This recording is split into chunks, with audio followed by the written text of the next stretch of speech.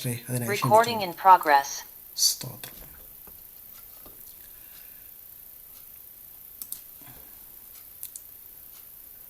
സ്തോത്രം. ദൈവനാമത്തിന് മഹത്വം ഉണ്ടാകട്ടെ. ഒരിക്കൽ കൂടെ നിങ്ങളോട് ഒരുമിച്ച് ആയിരിക്കാനായിട്ട് കർത്താവ് എനിക്ക് തന്ന ഭാഗ്യത്തെ ഓർത്ത് ഞാൻ ദൈവത്തിന് സ്തോത്രം ചെയ്യുന്നു. ദൈവത്തിന്റെ വചനം ജീവനുള്ളതാണ്, ചൈതന്യമുള്ളതാണ്. അത് നമ്മെ വിവേചിക്കുന്നതാണ്. ദൈവത്തിന്റെ വചനത്തിന്റെ പോലെ നമ്മെ ഗ്രഹിപ്പിക്കാവുന്ന, നമ്മെ മനസ്സിലാക്കി തരാവുന്ന വേറൊരു വസ്തുത ലോകത്ത് ദൈവം തന്നിട്ടില്ല. അതോർത്ത് ഞാൻ ദൈവത്തിന് സ്തോത്രം ചെയ്യും. ദൈവദാസന്മാർക്ക്, ദൈവമക്കൾക്ക് എല്ലാവർക്കും ഒരിക്കൽ കൂടെ ക്രിസ്തു യേശുവിലുള്ള സ്നേഹവന്ദനം അറിയിക്കുന്നു. ഞാൻ ലീഡ് ചെയ്തുകൊണ്ടിരുന്നപ്പോൾ ഞാൻ എൻ്റെ പെട്ടെന്ന് മനസ്സിൽ വന്നൊരു ചിന്ത ഞാൻ നിങ്ങളുമായിട്ട് ചിന്തിക്കാനായിട്ട് ആഗ്രഹിക്കുക.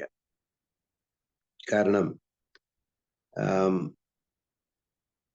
നമ്മുടെ മനസ്സിനകത്ത് പലപ്പോഴും പല സംശയങ്ങളുണ്ടാകാറുണ്ട്. കർത്താവെ, എൻ്റെ പ്രാർത്ഥനയ്ക്ക് എന്താ മറുപടി കിട്ടാത്തത്? അല്ലെങ്കിൽ ഞങ്ങളുടെ പ്രാർത്ഥനാ വിഷയങ്ങൾക്ക് കർത്താവെ അങ്ങക്ക് ഞങ്ങൾക്കുള്ള സീരിയസ്നെസ് അങ്ങേക്ക് എന്തുകൊണ്ടില്ല എന്ന് നമുക്ക് പലപ്പോഴും സംശയം തോന്നാറുണ്ട്. പ്രത്യേകിച്ച് നമ്മുടെ പ്രാർത്ഥനയ്ക്കുള്ള മറുപടി വൈകുമ്പോൾ നമുക്ക് അങ്ങനെ തോന്നാറുണ്ട്. അപ്പോൾ അതിന് അങ്ങനെ ഉണ്ടാകുന്നതിൻ്റെ ഒരു റീസൺ നമ്മുടെ പ്രയോറിറ്റീസിന്റെ ഒരു പ്രശ്നമാണ്. ദൈവത്തിന്റെ പ്രയോറിറ്റിയും നമ്മുടെ പ്രയോറിറ്റിയും തമ്മിലുള്ള ഒരു പ്രശ്നമുണ്ടാകും. നമുക്കറിയാം, ദൈവം നമ്മളെ, ഞാൻ കഴിഞ്ഞ ദിവസം പറഞ്ഞ പോലെ, ദൈവം നമ്മളെ പല കാര്യങ്ങൾ ട്രെയിൻ ചെയ്യിക്കുന്ന ദൈവമാണ്. ദൈവം ട്രെയിൻ ചെയ്യിക്കുന്നത് നമുക്ക് നമ്മെക്കുറിച്ച് ആഗ്രഹിക്കുന്ന ബെസ്റ്റിനോടുള്ള ബന്ധത്തിലല്ല ദൈവം ട്രെയിൻ ചെയ്യുന്നത്. ദൈവത്തിന് നമ്മെക്കുറിച്ചുള്ള ബെസ്റ്റിനോടുള്ള ബന്ധത്തിലാണ് ദൈവം ട്രെയിൻ ചെയ്യുന്നത്. അപ്പൊ അവിടെയാണ് നമുക്ക് പ്രോബ്ലം ഉണ്ടാകുന്നത്. നമുക്ക് വേണം പ്രാർത്ഥിക്കാൻ കഴിയാത്തതിന് കാരണം ദൈവം ട്രെയിൻ ചെയ്യാൻ ആഗ്രഹിക്കുന്നതിനകത്തോട്ട് നമ്മൾ വരാത്തതുകൊണ്ട്, ആ സ്ലോട്ടിലോട്ട് നമ്മൾ ആയിത്തീരുന്നു. എന്നാൽ ദൈവം നമ്മളെ അങ്ങനെ വെറുതെ വിടുന്ന ദൈവമല്ല. ദൈവം നമ്മളെ വിളിച്ചത് എന്തിനാണോ അതിലേക്ക് കൊണ്ടുവരാൻ ദൈവം നമ്മളെ ട്രെയിൻ ചെയ്തിരിക്കും. അപ്പൊ അങ്ങനെയുള്ളൊരു ട്രെയിനിങ് പ്രോഗ്രാം കർത്താവിന്റെ വേലയിൽ കർത്താവ് തന്റെ ശിഷ്യന്മാർക്ക് കൊടുത്തിരുന്നു. അത് നമുക്ക് അതിനെ കുറിച്ചിട്ട് നമുക്ക് ഒന്ന് രണ്ട് കാര്യങ്ങളൊന്ന് ചിന്തിച്ചിട്ട് നമുക്ക് മുന്നോട്ട് പോകാം. നമുക്ക് മർക്കോസിന്റെ സുവിശേഷം 8-ാം അധ്യായം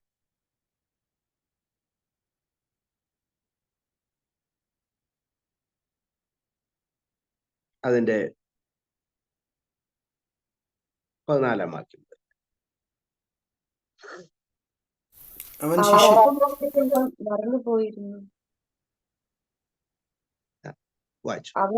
അവർ അപ്പം കൊണ്ടുപോരുവാൻ മറന്നുപോയിരുന്നു. പടകിൽ അവരുടെ പക്കൽ ഒരപ്പം മാത്രമേ ഉണ്ടായിരുന്നുള്ളൂ. അവൻ അവരോട്, നോക്കുവിൻ, പരീശരുടെ പുളിച്ച മാവും ഹെരോദാവിന്റെ പുളിച്ച മാവും സൂക്ഷിച്ചുകൊള്ളുവിൻ എന്ന് കൽപ്പിച്ചു.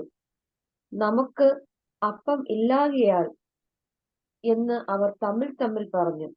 അത് യേശു അറിഞ്ഞ് അവരോട് പറഞ്ഞത്, അപ്പം ഇല്ലാകിയാൽ നിങ്ങൾ തമ്മിൽ പറയുന്നത് എന്ത്? ഇപ്പോഴും തിരിച്ചറിയുന്നില്ലയോ? ഗ്രഹിക്കുന്നില്ലയോ? നിങ്ങളുടെ ഹൃദയം കടുത്തിരിക്കുന്നുവോ? കണ്ണുണ്ടായിട്ടും കാണുന്നില്ലയോ? ചെവി ഉണ്ടായിട്ടും കേൾക്കുന്നില്ലയോ? ഓർക്കുന്നതുമില്ലയോ? 5000 പേർക്ക് ഞാൻ 5 അപ്പം നുറുക്കിയപ്പോൾ കഷ്ണങ്ങൾ എത്ര കൊട്ട നിറച്ചെടുത്തു? 12 എന്ന് അവർ അവനോട് പറഞ്ഞു. 4000 പേർക്ക് 7 നുറുക്കിയപ്പോൾ കഷ്ണങ്ങൾ എത്ര വട്ടി നിറച്ചെടുത്തു? 7 എന്ന് അവർ അവനോട് പറഞ്ഞു. പിന്നെ അവൻ അവരോട്, ഇപ്പോഴും നിങ്ങൾ ഗ്രഹിക്കുന്നില്ലയോ എന്ന് പറഞ്ഞു. ശിഷ്യന്മാർക്ക് കർത്താവിനോട് നടന്നപ്പോൾ ഉണ്ടായിരുന്ന ഏറ്റവും വലിയൊരു പ്രോബ്ലം കർത്താവിനെ മനസ്സിലാക്കാൻ അവർക്ക് കഴിഞ്ഞില്ല. ഇന്ന് നമുക്കുണ്ടാകുന്ന ഒരു വലിയൊരു പ്രശ്നം, നമ്മൾ ഈ പ്രാർത്ഥിക്കുമ്പോഴും നമ്മൾ ഉപവസിക്കുമ്പോഴും നമ്മൾ ദൈവത്തെ അന്വേഷിക്കുമ്പോഴും നമുക്ക് പലപ്പോഴും കഴിയാതെ പോകുന്നൊരു കാര്യം, ഈ കർത്താവ് ആരാണെന്ന് മനസ്സിലാക്കാതെ പല ആക്ടിവിറ്റീസ് നമ്മൾ ചെയ്യുക. നമുക്കറിയാലോ, നമ്മുടെ നാട്ടിൽ കൺവെൻഷൻ സീസൺ ആയി കഴിഞ്ഞാൽ കൺവെൻഷൻ നടത്തി പൊട്ടി പാളീസാകുന്ന പാസ്റ്റർമാരുണ്ട്, സഭകളുണ്ട്.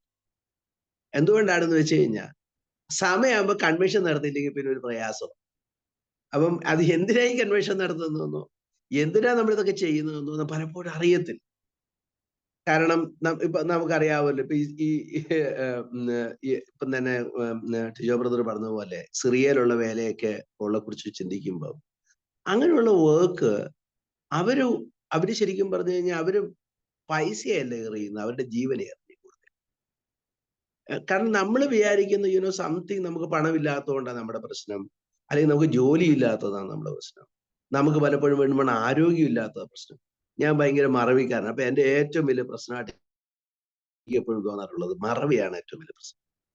ഇവിടെ ഇതുപോലത്തെ ഒരു പ്രശ്നം, ക്രൈസിസ് നമുക്ക് ഇവിടെ കാണാനായിട്ട് സാധിക്കും. ഇവിടുത്തെ ക്രൈസിസ് ഇതാണ്. നമുക്ക് എട്ടാം അധ്യായത്തിനാണ് നമ്മൾ വായിക്കുമ്പോൾ ഈ ശിഷ്യൻ കർത്താവ് ഇവിടെ നമുക്കറിയാം, അതിന്റെ 8-ാം അധ്യായത്തിൽ നമ്മൾ കാണുന്നത് കർത്താവ് അപ്പം വർദ്ധിപ്പിച്ചവർക്ക് കൊടുത്തു, പുരുഷാരത്തെ തൃപ്തിപ്പെടുത്തി പോയി. നമുക്കറിയാം കർത്താവിന്റെ മനസ്സിനെ നമുക്ക് അവിടെ കാണാനായിട്ട് സാധിക്കും. ഇതിന്റെ 8-ന്റെ 1 മുതൽ 1 വായിക്കാം. ആ ദിവസങ്ങളിൽ ഏറ്റവും വലിയ പുരുഷാരം ഉണ്ടായിരിക്കെ അവർക്ക് ഭക്ഷിപ്പാൻ ഒന്നുമില്ലായകൊണ്ട് യേശു ശിഷ്യന്മാരെ അടുക്കൽ വിളിച്ച് അവരോട്, ഈ പുരുഷാരം ഇപ്പോൾ 3 നാളായി എന്നോടുകൂടെ പാർക്കുന്നു. അവർക്ക് ഭക്ഷിപ്പാൻ ഒന്നും ഇല്ലായ കൊണ്ട് എനിക്ക് അവരോട് അലിവ് തോന്നുന്നു. ഞാൻ അവരെ പട്ടിണിയായി വീട്ടിലേക്ക് അയച്ചാൽ അവർ വഴിയിൽ വെച്ച് തളർന്നു പോകും. അവരിൽ ചിലർ ദൂരത്തുനിന്ന് വന്നവരല്ലോ എന്ന് പറഞ്ഞു. അതിന് അവന്റെ ശിഷ്യന്മാർ, ഇവർക്കിവിടെ മരുഭൂമിയിൽ അപ്പം കൊടുത്ത് തൃപ്തി വരുത്തുവാൻ എങ്ങനെ കഴിയും എന്ന് ഉത്തരം പറഞ്ഞു. അവൻ അവരോട്, നിങ്ങളുടെ പക്കൽ എത്ര അപ്പമുണ്ട് എന്ന് ചോദിച്ചു. 7 എന്ന് അവർ പറഞ്ഞു. അവൻ ഇതിനു മുമ്പ് കർത്താവ് 5 അപ്പം കൊണ്ട് 5000 പേരെ പോഷിപ്പിച്ചു. ഇപ്പം കർത്താവ് അവരോട് പിന്നെയും ചോദിക്കുക, നിങ്ങളുടെ കയ്യിൽ എത്ര അപ്പമുണ്ട്, എത്ര പണമുണ്ടെന്നല്ല കർത്താവ് ചോദിക്കുക. നമ്മുടെ ഇന്നത്തെ ഏറ്റവും വലിയൊരു പ്രശ്നം, നമ്മളെല്ലാം പണത്തിന്റെ ടേംസിലെ കാര്യങ്ങളാണ്. നമുക്ക് അതുകൊണ്ട് തന്നെ ഇപ്പൊ നമ്മളൊരു ജോലി, ഞാൻ ഈ വിവാഹത്തിന്റെ ഈ നോർത്തിന്, നമ്മുടെ നാട്ടിൽ അങ്ങനെ ഇല്ല. ഈ നോർത്തിലൊക്കെ ഈ കല്യാണത്തെ മാട്രിമോണിയൽ സൈറ്റ് നോക്കിക്കഴിഞ്ഞ് കഴിഞ്ഞാൽ വാർഷിക വരുമാനം എത്രയാന്ന് കൂടെ അതിനകത്ത് എഴുതി. കാരണം എന്നെ ഈ കല്യാണം ഉറപ്പിക്കണമെങ്കിൽ വാർഷിക വരുമാനം അറിഞ്ഞിട്ട് വേണം അവർക്ക് കല്യാണം ഉറപ്പിക്കാൻ. It's all in terms of money. അപ്പൊ അവരുടെ ഇത് ഈ ഒരു സ്വാഭാവികമായിട്ട് നമുക്ക് ഉണ്ടായിരുന്ന ഒരു പ്രവണതയാണ്. അവിടെ എഴുതിയിരിക്കുന്നത് ഇങ്ങനെയാണ്. അതിന് 4-ാം വാക്യം, ഇവർക്ക് ഇവിടെ നിന്ന് മരുഭൂമിയിൽ അപ്പം തൃപ്തി വരുത്താൻ എങ്ങനെ കഴിയുമെന്ന് നിങ്ങളുടെ പക്കൽ എത്ര അപ്പം ഉണ്ടെന്ന് കേട്ടാൽ. ഇന്ന് രാത്രി ദൈവത്തിന് നമ്മളോട് ചോദിക്കാനുള്ള കാര്യം, നിന്റെ കയ്യിൽ എത്ര പണം ഉണ്ടെന്നല്ല ചോദിക്കുക, ആൾക്കാർക്ക് കൊടുക്കാനുള്ള ജീവൻ കയ്യിലുണ്ടോ? ആൾക്കാർക്ക് കൊടുക്കാൻ നമുക്ക് നമ്മെ തന്നെ കൊടുക്കാനായിട്ട് നമുക്ക് നോക്കി. ഈ ചോദ്യം അത് മാത്രമല്ല, കർത്താവോടെ നമുക്കറിയാം ഇത്രയെല്ലാം കൊടുത്തതിന് ശേഷം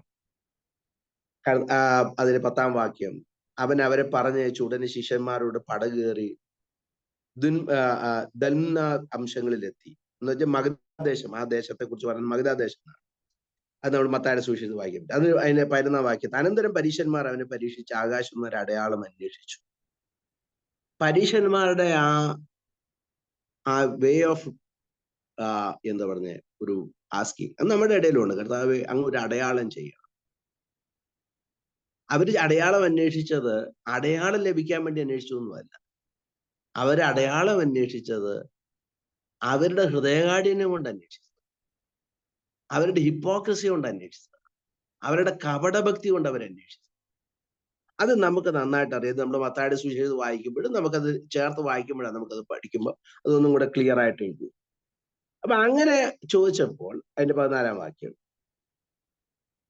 അവർ അപ്പം കൊണ്ടുവരുവാൻ മറന്നുപോയിരുന്നു. പടകിൽ അവരുടെ അടുക്കൽ ഒരു അപ്പം മാത്രമില്ല.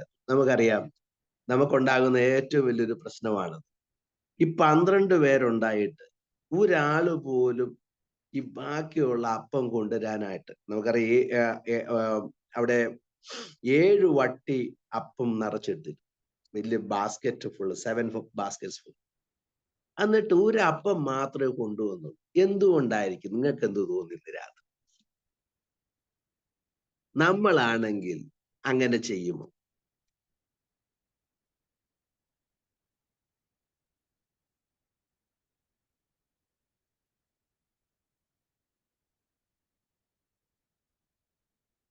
ഒരു അഭിപ്രായം പറഞ്ഞു. രാത്രി നമ്മുടെ ഉറക്കമൊക്കെ ഒന്ന് പോട്ടെ.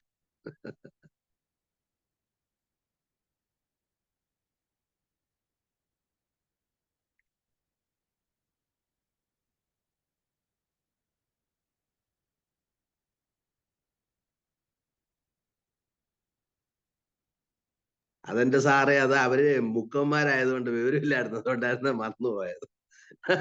ഞങ്ങളൊക്കെ ആണെങ്കിൽ അത് 7-8 മറക്കുകയില്ലായിരുന്നു എന്നാ നമുക്ക് പൊതുവെ ഉള്ള നമ്മുടെ അഭിപ്രായം. നമുക്ക് തെറ്റിദ്ധാരണയാണ്. നമ്മളെക്കാളൊക്കെ നല്ല ഓർമ്മയുള്ളവരാണ്. അപ്പത്തോടുള്ള അവരുടെ പ്രയോറിറ്റി പോയി. സംഭവം നടന്നതാ. അത്ര പ്രയോറിറ്റി പോയി. കാരണം ഇതിപ്പം ഒരു നിത്യസംഭവമായിട്ട് ജീവിതത്തിൽ നടന്നിരിക്കുക. അല്ലെങ്കിൽ കർത്താവിനോട് നടന്നപ്പോൾ അവരുടെ പ്രയോറിറ്റീസ് മാറി. നമ്മുടെ പ്രശ്നം, നമ്മുടെ പ്രയോറിറ്റീസ് ഇതുവരെയും മാറിയിട്ടില്ല. ദൈവം നമ്മൾ ഡിസിപ്ലിൻ ചെയ്യാൻ ആഗ്രഹിക്കുന്ന, ദൈവം നമ്മൾ വ്യത്യാസപ്പെടുത്താൻ ആഗ്രഹിക്കുന്ന ഒരു പ്രധാനപ്പെട്ട ഏരിയ നമ്മുടെ പ്രയോറിറ്റീസിന് വ്യത്യാസമുണ്ട്.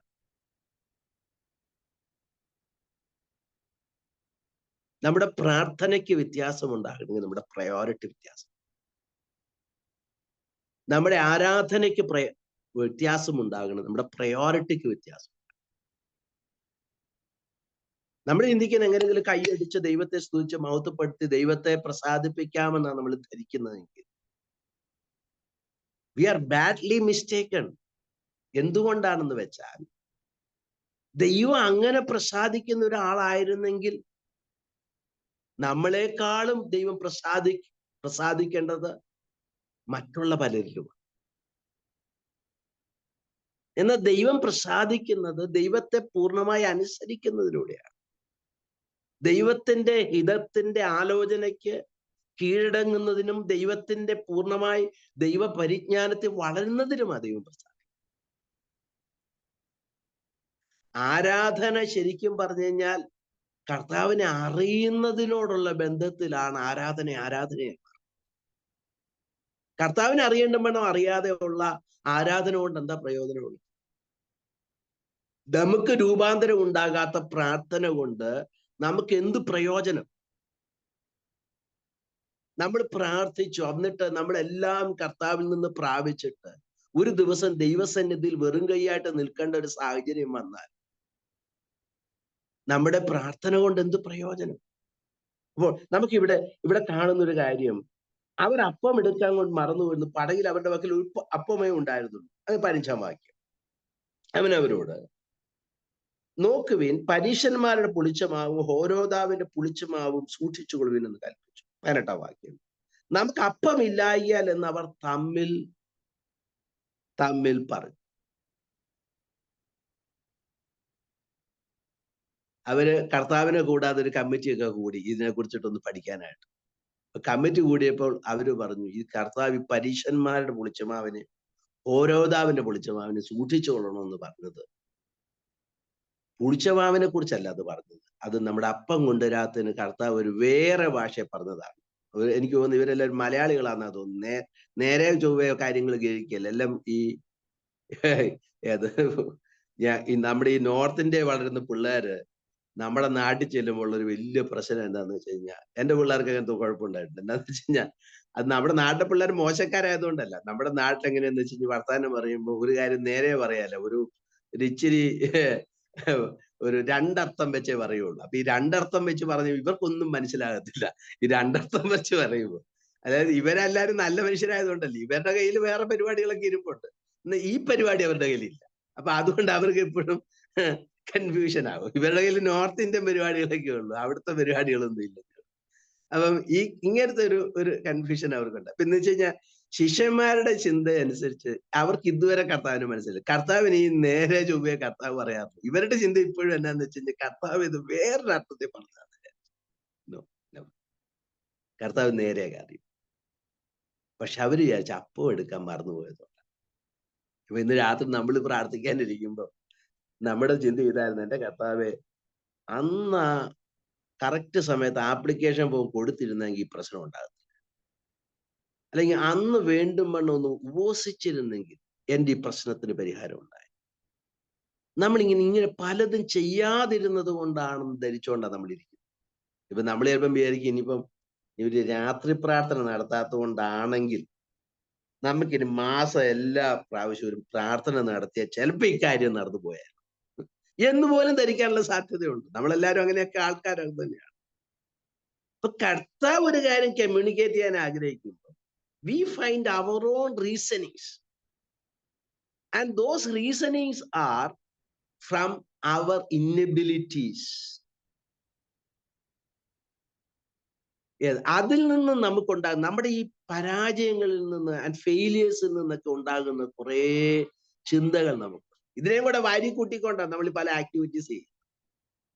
എന്നാൽ ഈ ആക്ടിവിറ്റീസ് ദൈവം ഒരിക്കലും അതിൽ തന്നെ ദൈവം പ്രസാദിക്കുന്നതല്ലെന്നുള്ളത് മാത്രമല്ല, ദൈവം അങ്ങനെ ചിന്തിച്ചിട്ട് പോലും. കർത്താവ് ഇവര് അപ്പം എടുക്കാൻ മറന്നതിന് അത് നമുക്ക് ഈ പ്രശ്നം ഉണ്ടാകുന്നതിന് കാരണം എനിക്ക് കർത്താവിന് മനസ്സിലാക്കാൻ ഭയങ്കര പ്രയാസം. ഈ ശേഷിച്ച നുറുക്കെല്ലാം കൂടെ കളയാതെ ഇതെല്ലാം കൂടെ ബാസ്ക്കറ്റിലാക്കണമെന്ന് പറഞ്ഞ കർത്താവ്. അപ്പൊ അങ്ങനെയാണെങ്കിൽ തീർച്ചയായിട്ടും ഇത് മറന്നുപോയെന്ന് പറഞ്ഞ് കർത്താവ് വഴക്ക് പറയുന്നതായിരിക്കും എന്ന് അവരങ്ങ് സപ്പോസ് ചെയ്യുക, അല്ലെ? നമ്മുടെ വീട്ടിൽ ഭാര്യയും ഭർത്താവും തമ്മിൽ വഴക്കുണ്ടാകുന്ന അങ്ങനെയല്ലേ? എന്ന് വെച്ച് കഴിഞ്ഞാൽ ഭാര്യ ഇന്നതായിരിക്കും പറഞ്ഞതെന്ന് ഭർത്താവ് അങ്ങ് സപ്പോസ് ചെയ്ത്. ഞങ്ങളുടെ വീട്ടിൽ എങ്ങനെയാ ഉണ്ടാകുന്നത്, നിങ്ങളുടെ വീട്ടിൽ എങ്ങനെയാണെന്നറിയുന്നത്? എന്റെ ഭാര്യ ഇന്നതായിരിക്കും പറഞ്ഞതെന്ന് ഞാൻ അങ്ങ് സപ്പോസ് ചെയ്തിട്ട് അവള് പറഞ്ഞു വരുന്നതിന് മുമ്പേ ഞാൻ അടുത്ത ഡയലോഗ് പറഞ്ഞിരിക്കും. പറഞ്ഞു കഴിഞ്ഞോടെ പിന്നെ പ്രശ്നങ്ങൾ നല്ല പരുവത്തിലായിരിക്കും. അവസാനം പറയും, അല്ല ഞാൻ അങ്ങനെയല്ല പറഞ്ഞ, അയ്യോ ഞാൻ അങ്ങനെയാ നീ പറയാൻ പോകുന്നതെന്ന് ഞാൻ അങ്ങ് വിചാരിച്ചതാ. അപ്പൊ അത് വിചാരിച്ചുകൊണ്ട് ഞാനത് നേരത്തെ അങ്ങ് പറഞ്ഞു, അത്രേ ഉള്ളൂ. So we supposes. നമുക്ക് കുറെ പ്രീ സപ്പോസിഷൻസ് ഉണ്ട് നമ്മുടെ മനസ്സിനകത്ത്. It has build up as an arguments. അത് നമ്മുടെ ഉള്ളിനകത്ത് കയറ്റി വെച്ചിട്ട് നമ്മൾ ഇനി ആ സപ്പോസും വെച്ചിട്ട് പ്രത്യേകിച്ച് നമുക്കറിയാലോ, ഈ പുരുഷന്മാർക്ക് മറവി കൂടുതലാണെങ്കിലും സഹോദരിമാർക്ക് നല്ല ഓർമ്മയാണ്. എന്നാന്ന് വെച്ച് കഴിഞ്ഞാൽ അത് ഡേറ്റ് സഹിതം കുത്തും കോമയും സഹിതം പറയും. എനിക്കറിയത്തില്ല ദൈവം എങ്ങനെ അത്ഭുതമായിട്ട് ഇതൊക്കെ സൃഷ്ടിച്ചേക്കുന്ന ആലോചിച്ച് കഴിഞ്ഞാൽ ഭയങ്കര അത്ഭുതമാണ് സത്യത്തിൽ. ഏത് ആണുങ്ങൾക്ക് മറവി കൊടുത്തത് നന്നായി, എല്ലായിരുന്നെങ്കിൽ വലിയ പ്രശ്നങ്ങളുണ്ടായ. സഹോദരിമാർക്കാണെങ്കിൽ ഭയങ്കര ഓർമ്മ. അപ്പൊ ഈ ഇവർക്കാണെങ്കിൽ ഒരു ഓർമ്മയില്ല. ഇനിയിപ്പോ ഇവരെല്ലാവരും ആണുങ്ങളായതുകൊണ്ടാണോ എന്ന് എനിക്കറിയത്തില്ല. പക്ഷെ ഇവർക്ക് ഭയങ്കര മറവിയാണ്. എന്നാൽ നമുക്കറിയാം നമ്മുടെ ഈ ഓർമ്മയൊക്കെ നല്ലതാ, പക്ഷെ ഈ ഓർക്കേണ്ടത് നമ്മൾ ഓർക്കുക. എന്നിട്ട് ഈ ഓർമ്മ എന്ത് ചെയ്യുന്ന വെച്ച് കഴിഞ്ഞാൽ ഈ ആവശ്യമില്ലാത്തടത്തോട്ട് ഈ ഓർമ്മ അങ്ങോട്ട് വലിച്ചിങ്ങോട്ട് കൊണ്ടുവന്നിട്ടു. ഇവർക്കിപ്പോ ഇവരുടെ ഓർമ്മ ഇതാണ്, ഇവരുടെ ചിന്ത, ഇവരുടെ അനുഭവം ഇതാണ്. ഈ കൊട്ട ശേഖരിക്കാൻ പറഞ്ഞതുകൊണ്ട് തീർച്ചയായിട്ടും ഈ അപ്പം എടുക്കാൻ മറന്നുകൊണ്ടായിരിക്കും കർത്താവ് ഇത്തരം പ്രശ്നമുണ്ട്. That is a presupposing. കർത്താവ് പറയാ, നീ ഇങ്ങനെ കുറെ കാര്യങ്ങൾ ഇങ്ങനെ ചിന്തിച്ചു കൂട്ടുന്നുണ്ടല്ലോ, ഇതൊന്നും ഞാൻ ചിന്തിച്ചിട്ട് പോലും ഇല്ല. എനിക്ക് അങ്ങനെ ഒരു മനസ്സിനകത്ത് ഞാൻ അങ്ങനെ ചിന്തിച്ചിട്ടേ ഇല്ല. നമ്മളിങ്ങനെ പിള്ളേരുടെ ഭാവിയെ കുറിച്ച് എൻ്റെ ദൈവം എന്തായിത്തീരും. ഞാൻ എൻ്റെ ഒരു രസകരമായ കാര്യം പറഞ്ഞത് നിങ്ങൾ വിചാരിക്കുക, എൻ്റെ ദൈവം ഇങ്ങനെ ഒരു പാർട്ടിയാണല്ലോ ഇവിടെ പ്രസംഗിക്കാൻ വന്നേക്കുന്നത്. ഞാൻ കല്യാണം കഴിഞ്ഞ് ഞങ്ങളുടെ ആദ്യത്തെ കുഞ്ഞ് ഉണ്ടാകുന്ന വർത്തമാനം തൃശ്ശൂര് റെയിൽവേ സ്റ്റേഷനിൽ ഇരിക്കുമ്പോഴാണ് ഞാൻ കേൾക്കുന്നത്. അപ്പൊ ഞാൻ അടുത്ത ട്രെയിൻ എനിക്ക് വരാറായപ്പോഴാണ് ഈ ഫോൺ കോൾ വരുന്നത്. കുഞ്ഞ് ജനിച്ചു, മോളാന്ന്. ഞാൻ ഫോണുമായിട്ട് ചാടി അടുത്ത വന്ന ജനശതാബ്ദിക്കകത്ത് കണ്ട് കയറി അവിടെ ഇരുന്നു. ഒരു 10 മിനിറ്റ് ഞാൻ ഇരുന്ന് ചിന്തിക്കാൻ, അപ്പോൾ എങ്ങനെ കെട്ടിക്കും അതിനെക്കുറിച്ചിട്ട് ഞാൻ ഇങ്ങനെ ഒരു 10 മിനിറ്റ് ഇരുന്ന് ചിന്തിച്ചു. 10 മിനിറ്റ് കഴിഞ്ഞപ്പോഴെനിക്ക് തലയ്ക്ക് ബോധം ഉണ്ടാകുന്നു. എടാ, കുഞ്ഞ് ജനിച്ചതേ ഉള്ളൂ, കല്യാണം ഇനി എന്ന് നടക്കാനിരിക്കും. ഞാൻ വിചാരിച്ച എൻ്റെ ദൈവമേ, ഇങ്ങനൊരു ബോഷനായി പോയല്ലോ. ഏത് ഇതുവരെ അവിടെ കല്യാണം നടന്നിട്ടില്ല, അവളിപ്പോഴും പഠിച്ചുകൊണ്ടിരിക്കുന്നു. ഞാൻ അന്ന് ആ തൃശ്ശൂർ റെയിൽവേ ട്രെയിനിലിരുന്ന് 10 മിനിറ്റ് ചിന്തിച്ചത് ഈ വർത്തമാനം കേട്ടപ്പോൾ കൊച്ചിനെ എങ്ങനെ കെട്ടി. സത്യത്തിൽ ഞാൻ സന്തോഷിച്ച് തുള്ളിച്ചാടുക വേണ്ട, എനിക്കൊരു കുഞ്ഞിനെ ദൈവം ദാനമായി തന്നല്ലോ. ആ സന്തോഷിക്കാനുള്ള മനസ്സല്ല തോന്നിയത്. ഇതിനെങ്ങനെ we think unwanted things without any reasons, and our reasons are of devil, of earth, of carnal nature, and it has to be crucified, and no other way for it, and no other way for it. ഇതിനെ ഒന്നും ക്രൂശിച്ചില്ലെങ്കിലുണ്ടല്ലോ നമ്മളെ കൊണ്ട് പോകും. അതിനാ കർത്താവ് ക്രൂശിക്ക്. ഇതിനെ ഒന്ന് വെറുതെ വിടാൻ പറ്റത്തില്ല. It will destroy us. ഇത് എവിടുന്നാ വരുന്നത്? എർത്തലി പ്രിസംഷൻസ് നമ്മുടെ ഉള്ളിനകത്ത് കയറ്റി വെച്ച്, ഇമാജിനേഷൻസ് കയറ്റി വെച്ച്. ഞാൻ പറഞ്ഞല്ലോ, ഈ ആത്മീയ യുദ്ധം എന്ന് പറഞ്ഞു കഴിഞ്ഞാൽ ചെറിയ കാര്യമല്ല. ഇങ്ങനെയുള്ള കാര്യത്തെ പിടിച്ചടക്കേണ്ടത് വേണം. പിടിച്ചടക്കിയില്ലെങ്കിൽ, ഇടിച്ചു കളയേണ്ടതുപോലെ ഇടിച്ചു കളഞ്ഞില്ലെങ്കിൽ, അവ നമ്മുടെ ഉള്ളിൽ ചില കോട്ടകളെ ഉണ്ടാകും. ആ കോട്ടകളിൽ നമ്മൾ പോയി താമസിക്കുകയും ചെയ്യും, വേറെ പലരെയും കൊണ്ടുവന്ന് താമസിപ്പിക്കുകയും ചെയ്യും.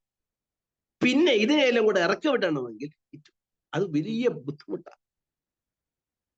അപ്പൊ ആവശ്യമില്ലാത്ത തോട്ട്സിന് നമ്മൾ ഇടം കൊടുക്കരുത്. ഓക്കെ, ഇവിടെ എഴുതിയേക്കുന്ന ഇങ്ങനെയാണ്.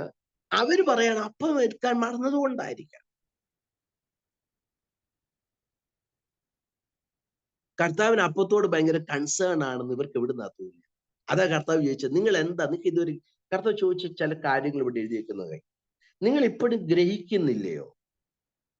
കർത്താവ് ചോദിക്കുന്നത് നിങ്ങൾ കാണുന്നില്ലയോ? അതിന്റെ 18 നിങ്ങൾ ഓർക്കുന്നുമില്ലയോ? നിങ്ങളുടെ കൈക്ക് മുമ്പ് എത്ര അപ്പം ഉണ്ടായിരുന്നു, ഇത് എത്രയായി?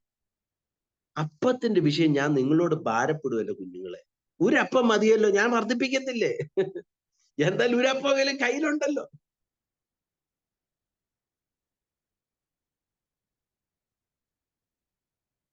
ഞാൻ ചിലപ്പം ആലോചിച്ചിട്ടുണ്ട്, ഈ ഞങ്ങളുടെ കുഞ്ഞുങ്ങൾക്ക്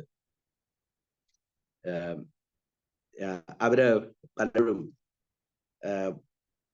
വളരെ അവർക്ക് പൈസയുടെ കാര്യത്തിൽ ഇവിടെ വെച്ച വലിയ കൺസേൺ. ഈ കൺസേൺഡ് ആയതിനെ കുറിച്ചിട്ട് എനിക്കും ഭാര്യയ്ക്കും ഭയങ്കര പ്രയാസമുണ്ട്. ഞങ്ങൾ രണ്ടുപേരും ഈ കാര്യത്തിനകത്ത് അത്ര കൺസേൺഡ് അല്ല. ഇപ്പം പണ്ടത്തെ കാര്യമല്ല, ഇപ്പോഴത്തെ കാര്യമാണ്. എന്ന് വെച്ചിട്ട് ഇനിയും കൺസേൺ ആയിട്ടുള്ള ചില ഏരിയകൾ ഞങ്ങളുടെ ഉള്ളിൽ കാണത്തില്ലെന്നും അതിന്റെ അർത്ഥമായിട്ട് വരും. ഇപ്പൊ ഒരു സാധനം വാങ്ങിക്കാനൊക്കെ ആണെങ്കിലും അത് നമുക്ക് പറ്റത്തില്ല. നമുക്കിപ്പോ ഇതിന്റെയൊക്കെ പൈസയൊക്കെ നോക്കിക്കൊണ്ട് നമ്മൾ സാധനം വാങ്ങിക്കാൻ പോവുകയാണെങ്കിൽ നമുക്ക് മാർക്കറ്റിൽ നിന്ന് സാധനം വാങ്ങിക്കാൻ പറ്റും. നമുക്ക് അങ്ങനെ നമ്മൾ കാൽക്കുലേറ്റ് ചെയ്യണം. അപ്പം പിള്ളേർക്ക് അങ്ങനെയല്ല. അവര് അത് ഇത്രയും കൂടിയ സാധനം, ഇത്രയും വില കൊടുത്ത് സാധനം വാങ്ങിക്കേണ്ട കാര്യമുണ്ടോ എന്നൊക്കെ അവര് നമ്മളോട് ചോദിക്കും. അപ്പൊ ഞാൻ ഈ വിചാരിച്ചു, എന്റെ ദൈവം, ഈ പിള്ളേർക്ക് ഇത് എവിടുന്ന് കിട്ടി ഇത്രയും കൺസേൺ എന്ന് ഞാനിങ്ങനെ ചിന്തിച്ചു. കുറച്ച് ചിന്തിച്ചു കഴിഞ്ഞപ്പോൾ ദൈവസന്നിധിയിൽ നിന്ന് ചിന്തിച്ചപ്പോൾ എനിക്കൊരു ഭാരം തോന്നി. കേട്ടോ, ഇവരിങ്ങനെ ഇത്രയും ദ്രവ്യാഗ്രഹികളാവുകയാണ്, ഇവർക്ക് ഈ പൈസയെ കുറിച്ച് തന്നെ ഇങ്ങനെ ചിന്തിക്കുന്നത്. അപ്പൊ ഞാൻ ഓർത്തപ്പം ഞങ്ങൾ ഈ വേലയോടുള്ള ബന്ധത്തിൽ ആദ്യത്തെ സമയങ്ങളിൽ ഈ നമുക്ക് കിട്ടുന്ന തുച്ഛമായ വരുമാനം കൊണ്ട് നമ്മൾ എങ്ങനെ കാര്യങ്ങൾ നടത്താന്നുള്ളതിനെ കുറിച്ച് ഭാര്യയും ഭർത്താവും ഗവേഷണം നടത്തുന്നത് പിള്ളേർ കേട്ട് ശീലിച്ചതായിരുന്നു. പക്ഷെ ഞങ്ങൾ ആ ഗവേഷണം നിർത്തി, പക്ഷെ അവര് ഗവേഷണം നിർത്തി. കാരണം എന്താണെന്ന് വെച്ച് കഴിഞ്ഞാൽ അവരുടെ മനസ്സിനകത്ത് ഇപ്പോഴും കിടക്കുന്നത് നമ്മളിതിങ്ങനെ ഇതൊക്കെ സൂക്ഷിച്ചു പിടിച്ച് ഇങ്ങനെ മുന്നോട്ട് പോകുന്ന പൈസയൊക്കെ സൂക്ഷിച്ച് കാത്ത് ഇങ്ങനെ പരിപാലിച്ചു പോകുമ്പം അങ്ങനെ പോകണം എന്നൊരു ചിന്ത അവരുടെ മനസ്സിലൂടെ.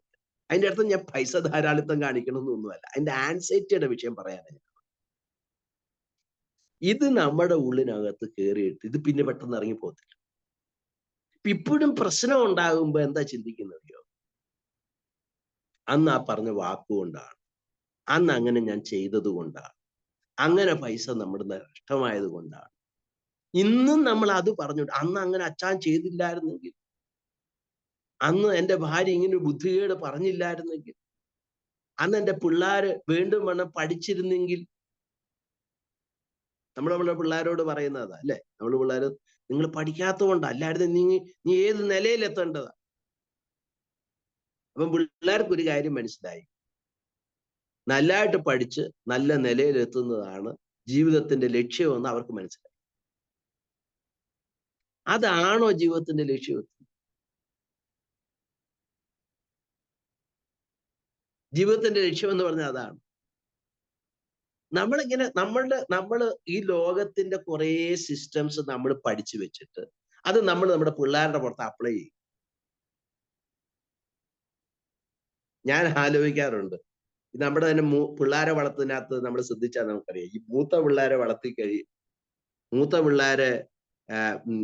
വളർത്തിയാ നമ്മൾ ആദ്യം പഠിക്കുന്നത്. രണ്ടാമത്തെ പിള്ളേരാകുമ്പോഴത്തേക്ക് അത്രയും പിന്നെ പഠിത്തം കുറയായി. മൂന്നാമത്തെ ആകുമ്പോ പിന്നെ പഠിക്കാനൊന്നുമില്ല. കാരണം എന്നാ, കൈവിട്ടിങ്ങനെ നിൽക്കും നമ്മള്. കാരണം പിന്നെ എല്ലാ അഭ്യാസവും നിർത്തി. ഞാൻ മൂത്ത കൊച്ചിനെ അടിച്ച് അണച്ച് ഒരു ദിവസം ഞാനിങ്ങനെ അവളിങ്ങനെ പൊക്കി പിടിച്ചിട്ട് അടിച്ചിട്ട് ഞാനിരുന്ന് അണച്ചു കഴിഞ്ഞിട്ട് ഞാൻ നോക്കിയപ്പോ എനിക്ക് തന്നെ ഒരു സംശയം, ഞാൻ ഇനി ദൈവദാസനാണോ അത് പിശാചാണോ, ഇത് എന്താ വകുപ്പെന്ന് എനിക്ക് തന്നെ മനസ്സിലാകും. അവസാനം പിന്നെ സുല്ലിട്ട് അടി പരിപാടിയൊക്കെ നിർത്തി. So it's all out of A anxious. നമ്മുടെ ജീവിത സമ്മർദ്ദങ്ങള് നമ്മൾ കാട്ടിക്കൂട്ടിയത്. നിങ്ങൾ വിചാരിക്കും ഇങ്ങനെയൊക്കെ ശുശ്രൂഷന്മാരുണ്ടോ? ഇതൊക്കെയാ സത്യത്തിൽ പച്ചയായ അവസ്ഥ. എവിടെയാ ഇതിന്റെ പ്രശ്നം? നമ്മൾ ദൈവം പഠിപ്പിക്കാൻ ആഗ്രഹിച്ച് പഠിക്കാൻ മനസ്സ് വെക്കാതിരുന്നുകൊണ്ട് കാട്ടിക്കൂട്ടി. എല്ലാവരും അങ്ങനെയാണെന്ന് ഞാൻ പറയുന്നു. My life I have been A very failure. Y these failures happen? നമ്മുടെ പ്രയോറിറ്റി സെറ്റിങ്സ് നമ്മൾ പരാജയപ്പെട്ടു. നമ്മൾ വേണ്ടാന്ന കാര്യത്തിന് പ്രാധാന്യം കൊടുത്തില്ല. ദൈവം ഏത് പ്രാധാന്യം കൊടുക്കണമെന്ന് പറഞ്ഞതിന് കൊടുത്തില്ല. ദൈവം കൊടുക്കാൻ പ്രധാനമായി പറയാതെ, ഞാൻ പറഞ്ഞത് പഠിക്കേണ്ടത് പ്രാധാന്യമല്ലെന്നല്ല പറഞ്ഞത്. കഴിഞ്ഞ ദിവസം നമ്മുടെ ഒരു പാസ്റ്റർ പിള്ളേരോട് പറഞ്ഞു, കോളേജിലെ പിള്ളേരോട് പറഞ്ഞു, പഠിക്കാതിരുന്നാൽ പാപം. അപ്പം പിള്ളേർ പഠിക്കാതിരുന്നാലും പാപം, ഓൾറെഡി വെള്ളം അടിക്കുന്നത് പാപമാണെന്നും മറ്റുള്ള തോന്നിവാസം കാണിക്കുന്ന പാപം എന്ന് ചോദിച്ചു. പഠിക്കാതിരുന്ന പാപമാണെന്ന് ഞങ്ങൾ ആദ്യമായിട്ടാണ് കേൾക്കുന്നതെന്ന് അവർ പിന്നെയും പാസ്റ്ററോട് ചോദിച്ചു. അപ്പം പാസ്റ്റർ പറഞ്ഞത് പഠിക്കാതിരുന്ന പാപം. എന്തുകൊണ്ടാ? ദൈവം ഇപ്പോൾ നിങ്ങളെ പഠിക്കാൻ വിട്ടേക്കുന്നത്, അതുകൊണ്ട് നിങ്ങൾ പഠിക്കണം. നിങ്ങളെ ദൈവം പഠിക്കാൻ വിട്ടത് കൊണ്ട് പഠിക്കണമെന്നാ പറഞ്ഞത്. അല്ലാതെ പഠിത്തമാണ് ജീവിതത്തിന്റെ ലക്ഷ്യം എന്നല്ല പാസ്റ്റർ പറഞ്ഞില്ല. ഞാൻ പറഞ്ഞത് ദൈവം നമ്മൾ ഓരോരോ കാര്യങ്ങളെ അസസ് ചെയ്യുമ്പോൾ അതിൻ്റെതായ വാല്യൂയിൽ അതിനെ അസസ് ചെയ്യണം. അവിടെ പിള്ളേരോട് നമ്മൾ പറയേണ്ടത്, this is now your responsibility and if you are not doing it it's a sin. അപ്പൊ ഈ ഒരു തിരിച്ചറിവോടുകൂടെ വേണം നമ്മൾ ഈ ഭാഗത്തെ അനലൈസ് ചെയ്യാൻ. ഇവിടെ എഴുതിയിരിക്കുന്നത്, യേശു അവരോട് പറഞ്ഞത്, അപ്പമില്ലായാൽ നിങ്ങൾ തമ്മിൽ പറയുന്നത് ഇപ്പോഴും തിരിച്ചറിയുന്നില്ലയോ, ഗ്രഹിക്കുന്നില്ല. അപ്പൊ ഇപ്പോഴും തിരിച്ചറിയുന്നില്ല എന്ന് വെച്ചാൽ, ഇത്രയും കാലം നിങ്ങൾ എൻ്റെ കൂടെ നടന്നിട്ട് ഞാൻ ഇതെല്ലാം 2 വട്ടം ഒരേ അത്ഭുതം തന്നെ ഞങ്ങൾ 2 വട്ടം റിപ്പീറ്റ് ചെയ്തിട്ട് നിങ്ങൾക്ക് മനസ്സിലാകും. ഇപ്പോഴും മനസ്സ് കിടക്കുന്നത് അപ്പത്തെ തന്നെ. എന്തുകൊണ്ട്? അപ്പത്തോടുള്ള കൺസേൺ കൊണ്ടല്ല, അവരുടെ മനസ്സിനകത്ത് കർത്താവിനെ മനസ്സിലാക്കുന്നതിലുണ്ടായ പരാതി. അവരുടെ പ്രയോറിറ്റി ഒക്കെ അപ്പത്തോടുള്ളത് ബന്ധമാറിയാം. പക്ഷെ എപ്പോഴെങ്കിലും ഒരു ഇഷ്യൂ വരും, അല്ലെ? ഭാര്യയും ഭർത്താവും പറയും, എന്തെങ്കിലും ഒരു കാര്യം പറഞ്ഞു വരുമ്പോൾ നമ്മൾ എന്തെങ്കിലും ഒരു കാര്യം പറയും. പറഞ്ഞു കഴിഞ്ഞാൽ പിന്നെ ഉടനെ പ്രശ്നങ്ങൾ. അപ്പൊ ഇവരുടെ മനസ്സിനകത്ത് എപ്പോഴും അവര് ഈ അപ്പം മറന്നുപോയത് കൊണ്ടാണെന്നുള്ള ചിന്ത അവരെ കൊണ്ടൊന്ന് കുഴപ്പിച്ചത് കൊണ്ട് കർത്താവ് ഇവിടെ പറഞ്ഞത് മനസ്സിലായി. എന്തായിരുന്നു കർത്താവ് പറഞ്ഞത്? നമുക്കൊന്ന് പെട്ടെന്ന് വായിക്കാം. അതിന്റെ 15-ാം വാക്യം.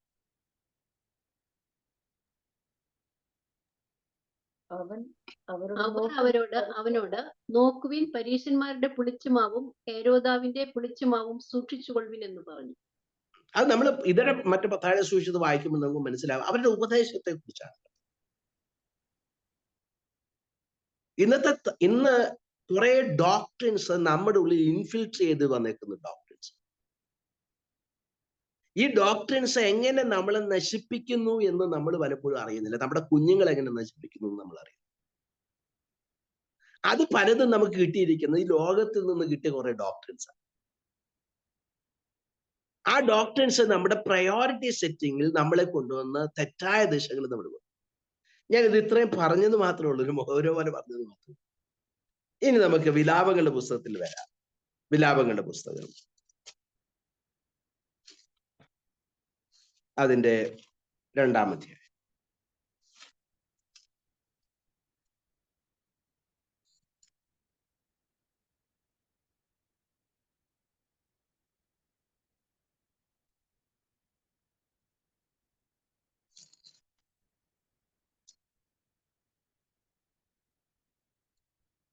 അതിന്റെ 18-ാം വാക്യം, 19-ാം.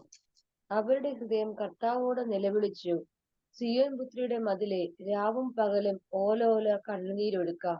നിനക്ക് തന്നെ സ്വസ്ഥത നൽകരുത്, നിന്റെ കൺമണി വിശ്രമിക്കുകയുമരുത്.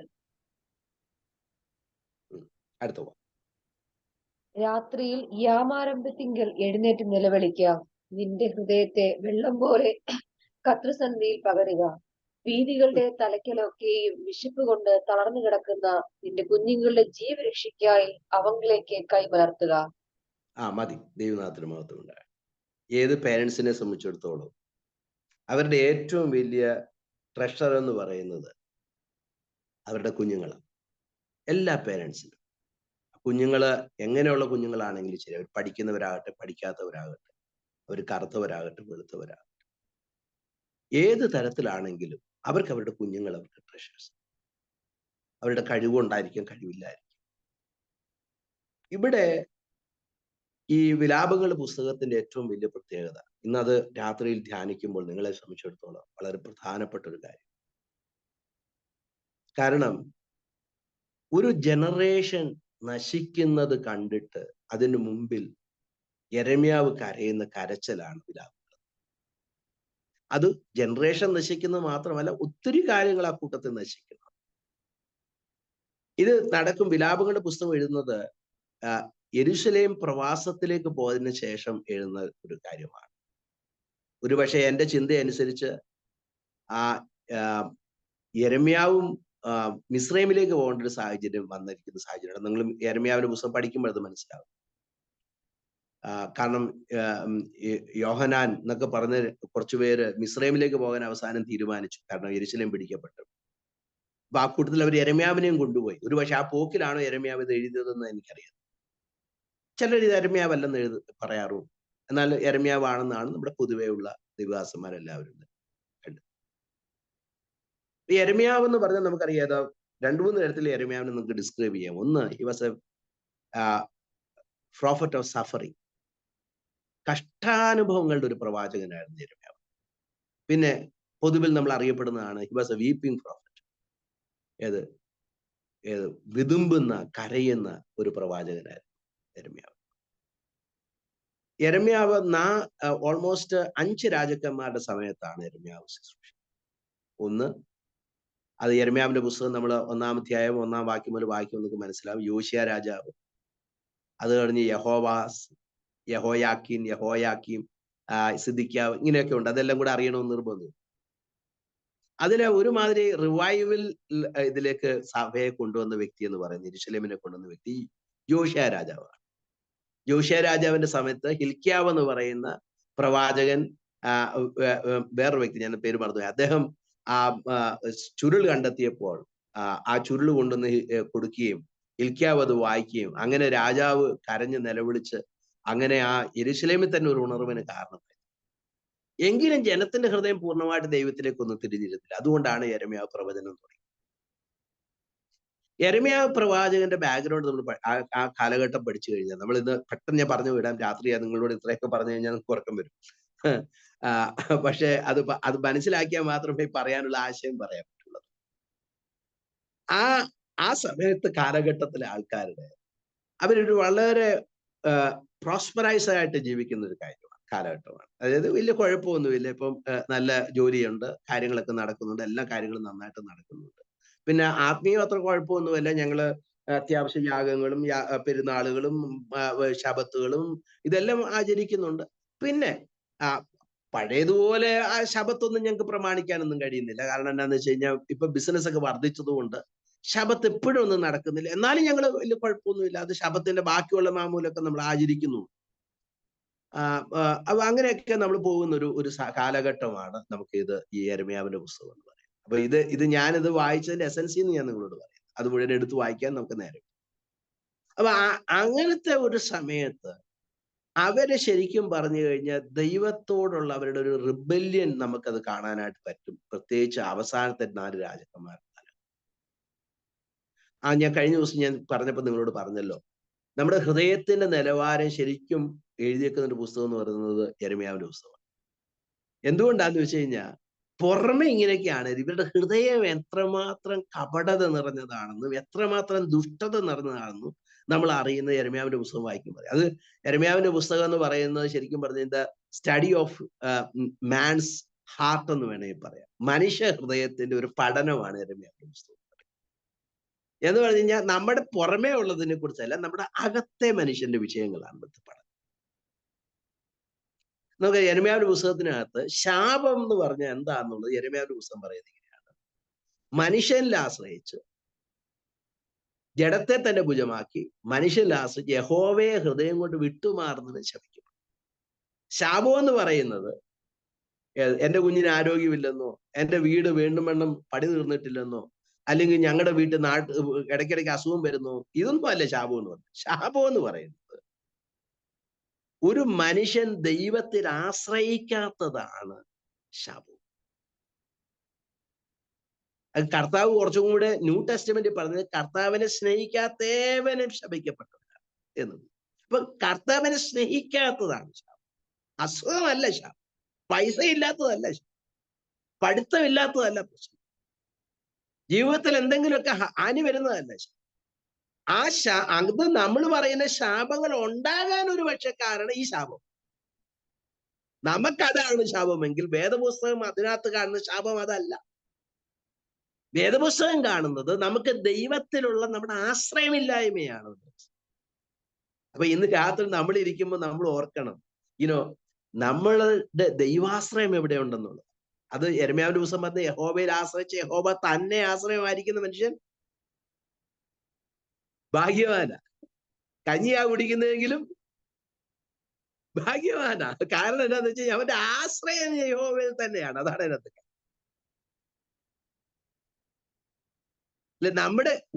നമ്മളായിരിക്കും നമുക്ക് we cannot escape from God. God സീസ് അവർ ഹാർട്ട്. നമ്മൾ രാത്രി പ്രാർത്ഥിക്കാനിരിക്കുമ്പോൾ ഓർക്കേണ്ട ഒറ്റൊരു കാര്യമേ ഉള്ളൂ. God is the one who sees my heart. He knows every thoughts and intentions of my heart. And I cannot escape from his eyes. And he sees even the depth of my heart. And I need to be sanctified. I need to be cleansed. ഇല്ലെങ്കിൽ എന്തുകൊണ്ടാന്ന് വെച്ച് കഴിഞ്ഞാൽ ദൈവത്തിന് പ്രയാസം ഉണ്ടാകുന്നതുകൊണ്ടല്ല. It will affect us. It will destroy us. അപ്പൊ ആ ഒരു കാര്യം നമ്മൾ മനസ്സിലാക്കണം. അപ്പൊ യെരമ്യാവിന്റെ പുസ്തകത്തിനകത്ത് നമ്മൾ അത് പഠിച്ചിട്ട് നമ്മൾ ചിന്തിക്കുകയാണ്. അപ്പൊ ഇങ്ങനെ യെരമ്യാവ് നമുക്കറിയാം, ഇവരോട് പറഞ്ഞു, പലവട്ടം പറഞ്ഞു, ഒരു രാജാവും കേട്ടില്ല.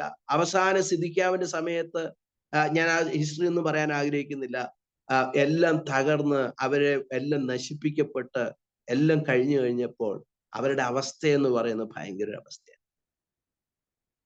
അവരുടെ കുഞ്ഞുങ്ങൾ, നമുക്കറിയാം, ഇവിടെ പ്രത്യേകിച്ച് കുഞ്ഞുങ്ങളെ കുറിച്ച് പറയുന്ന ചില വാക്കുകളുണ്ട്. നമുക്കൊന്ന് വായിക്കാം. 2-ാം അധ്യായത്തിന്റെ 11 വരെയുള്ള വാക്യങ്ങൾ. 2:11. വിലാപങ്ങളാണോ മാസ്റ്റർ? വിലാപങ്ങൾ.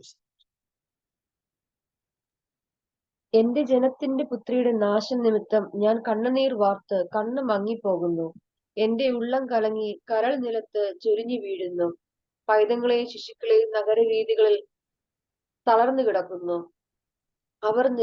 അവർ നിഹതന്മാരെ പോലെ നഗരവീഥികളിൽ തളർന്നു കിടക്കുമ്പോഴും അമ്മമാരുടെ മാളിൽ നിന്നും പ്രാണൻ വിടുമ്പോഴും ആഹാരം വീഞ്ഞും എവിടെ എന്ന് അമ്മമാരോട് ചോദിക്കുന്നു. യെരൂശലേം പുത്രിയെ, യെരമ്യാവിനെ സങ്കടപ്പെടുത്തിയ ഒരു കാര്യം, യെരൂശലേമിന്റെ മതിലിടിഞ്ഞതും എല്ലാം ചെയ്യുമ്പോൾ ഒരു ജനറേഷൻ കഷ്ടപ്പെടുക. അവരുടെ അനുസരണക്കേട് കൊണ്ടാണ് ഉണ്ടായത്. പക്ഷെ ഈ കുഞ്ഞുങ്ങൾ എന്ത് തെറ്റി? ഈ കുഞ്ഞുങ്ങൾ എന്ത് തെറ്റ് ചെയ്തിട്ടാണ് അവർ ഈ അവസ്ഥയിലായത്? നമ്മളിന്ന് ആലോചിക്കണം. നമ്മുടെ ഇപ്പോഴത്തെ തലമുറകൾ പോകുന്ന കാണുമ്പോൾ നമ്മൾ വിചാരിക്കും, ഈ പിള്ളേർക്ക് എന്നാ പറ്റി, ഇവരെന്നെ ഇങ്ങനെ ഇരിക്കുന്നത്. ഞാൻ പറയാറുണ്ട്, നമ്മുടെ ശരിക്കുമുള്ള നമ്മൾ ആരാണെന്ന് നമുക്ക് കാണാൻ ദൈവം തന്നിരിക്കുന്ന ദാനങ്ങളാണ് നമ്മുടെ പിള്ളേർ. നമ്മുടെ ഓരോരോ ആറ്റിറ്റ്യൂഡ്സ് നമുക്ക് നമ്മുടെ പിള്ളേരിൽ കാണാൻ പറ്റും. നമ്മുടെ തോട്ട് പാറ്റേൺസ് നമുക്ക് പലതും അവർ കാണാൻ പറ്റും. നല്ലതും കാണാൻ പറ്റും, നല്ലതല്ലാത്തതും കാണാൻ പറ്റും. അപ്പൊ ദൈവം നമുക്ക് അങ്ങനെ തന്നിരിക്കുന്ന ഈ കുഞ്ഞുങ്ങളിൽ ഇപ്പൊ യെരമ്യാവ് നോക്കിയപ്പോൾ ഇത് മുഴുവൻ ഇവിടെ കാണുക. എന്നിട്ട് പറയുകയാണ്, അദ്ദേഹം പറയുകയാണ്, എന്റെ ജനത്തിന്റെ പുത്രിയുടെ നാശ നിമിത്തം എന്റെ കണ്ണുനീർ വീർത്ത് കണ്ണു മങ്ങിപ്പോയി. ശരിക്കും പ്രാർത്ഥന ഉണ്ടാകേണ്ടത് നമ്മുടെ ദൈവം കാര്യങ്ങളെ കാണുന്ന പോലെ കാണാൻ തുടങ്ങുമ്പോഴാണ് നമ്മുടെ പ്രാർത്ഥന തുടങ്ങുന്നത്. ദൈവം കാര്യങ്ങളെ കാണാൻ തുടങ്ങുന്നത് പോലെ നമ്മൾ കാണാൻ തുടങ്ങുമ്പോൾ, നമ്മൾ ഇന്ന് സഭയെ കാണുമ്പോൾ നമ്മൾ കാണുന്ന വ്യത്യാസമായി, ദൈവദാസന്മാരെ കാണുമ്പോൾ കാണേണ്ടത് വ്യത്യാസമായിട്ട് കാണാനായിട്ട് സാധിക്കും. എന്റെ ശരിക്കുമുള്ള ഇഷ്യൂസ് മനസ്സിലാക്കി നിങ്ങൾ എനിക്ക് വേണ്ടി പ്രാർത്ഥിച്ചാൽ എന്നിലുണ്ടാകാൻ പോകുന്ന വ്യത്യാസം നിങ്ങൾക്ക് ചിന്തിക്കുന്നതിനേക്കാൾ അപ്പുറമായി. ഞാൻ പലപ്പോഴും സ്ട്രഗിൾ ചെയ്യുന്ന പല ഏരിയാസ് ഉണ്ട്, നിങ്ങൾക്കത് കാണാനായിട്ട് സാധിക്കും. ഞാൻ ആലോചിക്കും, ഒരു സ്റ്റേജിലോട്ട് നമ്മൾ കയറുന്നു, പ്രസംഗിക്കുന്നു, നമ്മൾ ഇറങ്ങി പോരുന്നു, നമ്മളെ ആൾക്കാർ പറയും ബ്രദറെ ഭയങ്കര നല്ല പ്രസംഗമായിരുന്നു, ദൈവം എന്നോട് സംസാരിച്ചു. അപ്പൊ ആ സമയത്ത് നമ്മൾ പോകുന്ന പ്രോസസ്സിൽ കൂടെ നമ്മൾ പോയ ചില വഴികളോ നമ്മുടെ പരാജയങ്ങളോ ആരും കാണത്തില്ല. ഞാൻ സംസാരിച്ചിട്ടുള്ള കോൺവെർസേഷൻസ് ഒരു മനുഷ്യനും ചിലപ്പോൾ അറിഞ്ഞ് മനസ്സിലാകത്തില്ല. പക്ഷെ ദൈവം ഒരു പക്ഷേ എന്നെ അവിടെ നിർത്തുമ്പോൾ അങ്ങനെ ആയിരിക്കുകയല്ല നിർത്തുന്നത്. അപ്പൊ ഈ വസ്തുത തിരിച്ചറിഞ്ഞ് പ്രാർത്ഥിക്കാൻ നമ്മൾ ശരിക്കും.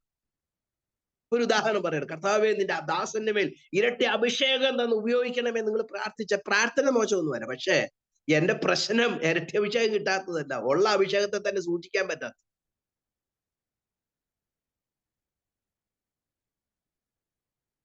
എനിക്ക് അങ്ങനെ ഇടയ്ക്ക് ഒരു ചിന്തയുണ്ടായിരുന്നു, എനിക്ക് എന്തോ അഭിഷേകക്കുറവ്, അതുകൊണ്ട് ഞാൻ ആരെങ്കിലും ഒക്കെ ദൈവദാസന്മാരെ കൊണ്ട് ഇടയ്ക്കിടയ്ക്ക് കൊണ്ടുവന്ന് പ്രാർത്ഥിപ്പിക്കുന്നു. പക്ഷെ എന്റെ തലയ്ക്ക് വെച്ച് ഇവരാരും മര്യാദയ്ക്ക് പ്രാർത്ഥിക്കാല്ല. അപ്പൊ എനിക്കത് വലിയൊരു വിഷമമായി പോയി.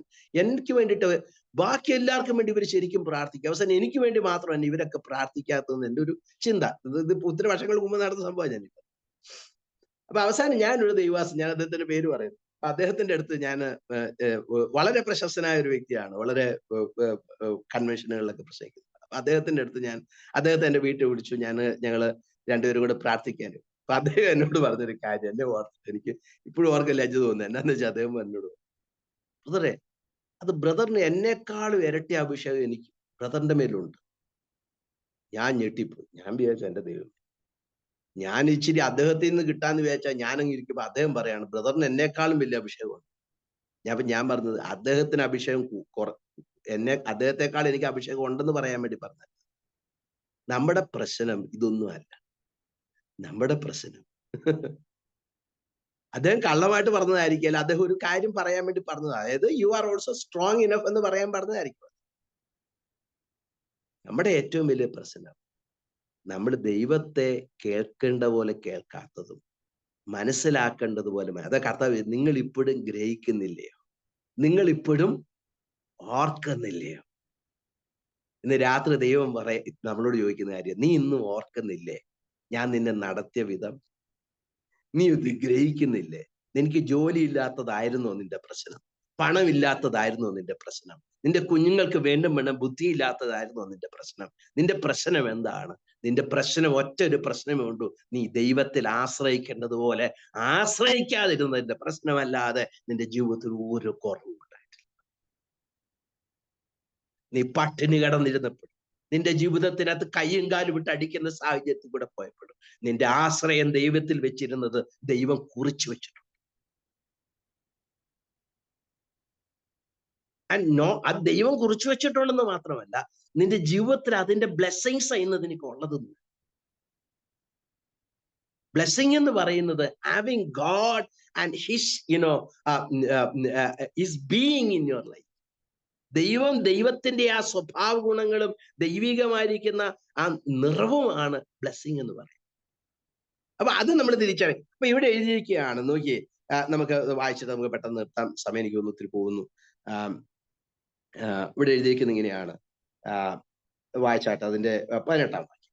അവരുടെ ഹൃദയം കർത്താവിനോട് നിലവിളിച്ചു, സിയോൻ പുത്രിയുടെ മതിലെ രാവും പകലും ഓലോല കണ്ണുനീരൊഴുക്കുക. നിനക്ക് തന്നെ സ്വസ്ഥത നൽകരുത്, നിന്റെ കൺമണി വിശ്രമിക്കുകയും വരുത്. രാത്രിയിൽ യാമാരപ്പത്തിക്കൽ എഴുന്നേറ്റ് നിലവിളിക്കുക, നിന്റെ ഹൃദയത്തെ വെള്ളം പോലെ കർത്തൃസന്നിധിയിൽ പകരുക. വീതികളിലെ നോക്കി, നമ്മള് കരഞ്ഞു നിലവിളിച്ച് പ്രാർത്ഥിക്കുക. ഈ രാത്രി യാമങ്ങളിലുള്ള നിങ്ങളുടെ പ്രാർത്ഥനകൾ എങ്ങനെ പ്രാർത്ഥിക്കണമെന്ന് ഇവിടെ എഴുതി. How you need to pray in these night vigils. ഓലോല കണ്ണുനീരൊഴുക്കി നീ പ്രാർത്ഥിക്കണം. അത് പ്രാർത്ഥിക്കുമ്പോൾ നിന്റെ ഹൃദയത്തെ വെള്ളം പോലെ കർത്തൃസന്നിധിയിൽ പകരും. കാരണം ഞാൻ പറഞ്ഞല്ലോ, യെരമ്യാവിന്റെ പുസ്തകത്തിനകത്ത് ഏറ്റവും പ്രധാനപ്പെട്ട വിഷയം ഹൃദയമാണ്. യെരമ്യാവ് ഇവിടെ പറയാണ്, this is the time where you have to pour out your hearts. Pour out your hearts എന്ന് പറഞ്ഞാൽ എന്നാ അറിയാം? ഉള്ളതുപോലെ പറയാ ദൈവത്തിന്. ഉള്ളതുപോലെ പറയുക. കർത്താവേ, ഞങ്ങളുടെ ശരിക്കുമുള്ള പ്രശ്നം ഇതാ. ഞങ്ങൾ ഇതുവരെ പറഞ്ഞ പ്രശ്നമല്ല പ്രശ്നം. കർത്താവ് വിസ അടിച്ചു വരാത്തതല്ല എന്റെ പ്രശ്നം. കർത്താവെ, എനിക്ക് വേണ്ടുന്ന നമ്പർ പ്രൊമോഷൻ കിട്ടാത്തതല്ല എന്റെ പ്രശ്നം. കർത്താവ്, എന്റെ ഭാര്യ എന്നെ ഞാൻ പറയുന്നത് അനുസരിക്കാത്തതല്ല എന്റെ പ്രശ്നം. എന്റെ ഭർത്താവ് എന്നെ മനസ്സിലാക്കാത്തതല്ല എന്റെ പ്രശ്നം.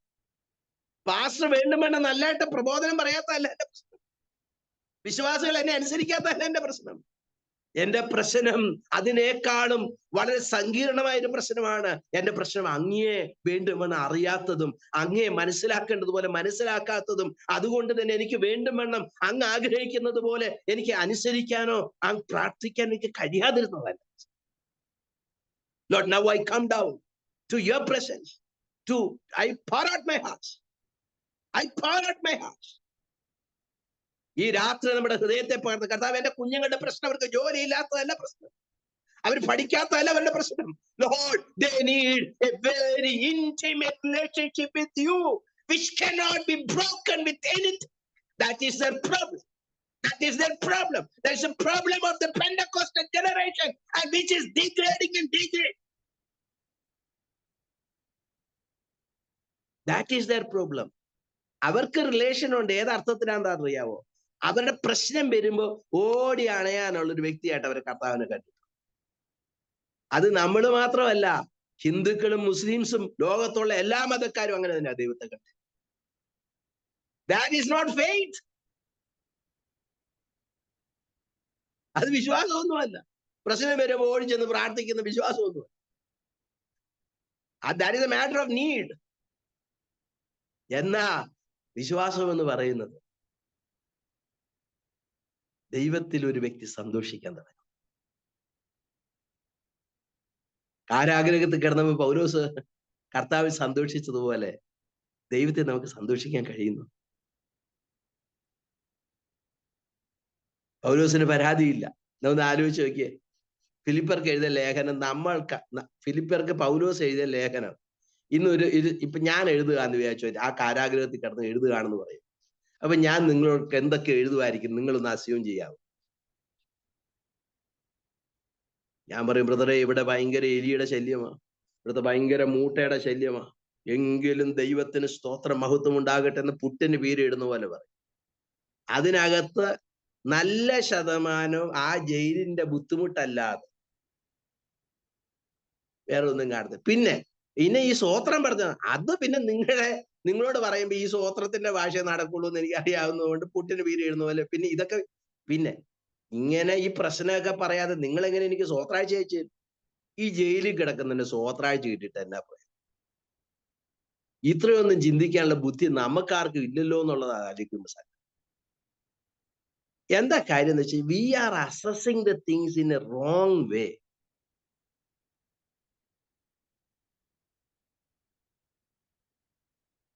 ആ ഫിലിപ്പർക്ക് എഴുതിയ ലേഖനം നിങ്ങളൊന്ന് വായിച്ചു. See the heart of the man of. പുള്ളി പറയുകയാണ്, കർത്താവ് സന്തോഷിക്കണമെന്ന് പറയുന്നതിന് എനിക്ക് മടുപ്പില്ല. കർത്താവിൽ സന്തോഷിക്കുക എന്ന് പറഞ്ഞാൽ എന്താ അതിന്റെ അർത്ഥം? നമുക്കത് എങ്ങനെ അസസ് ചെയ്യാനായിട്ട് പറ്റും? എന്താ പറഞ്ഞതിന്റെ അർത്ഥം?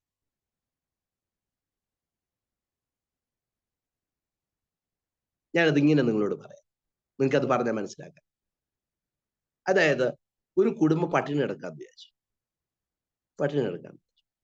അപ്പം ഭാര്യ ഭർത്താവിനോട് പറയാം, എടി, എന്റെ സന്തോഷം നീയാ, എന്റെ കൂടെ ഈ പ്രശ്നത്തിൽ കൂടെ പോകുമ്പോ നീ എന്റെ കൂടെ നിൽക്കുന്നല്ലോ, അത് മതി എനിക്ക് എന്നൊരു ഭർത്താവ് പറയുന്നത് പോലെയാണ് കർത്താവിൽ സന്തോഷിക്കാൻ.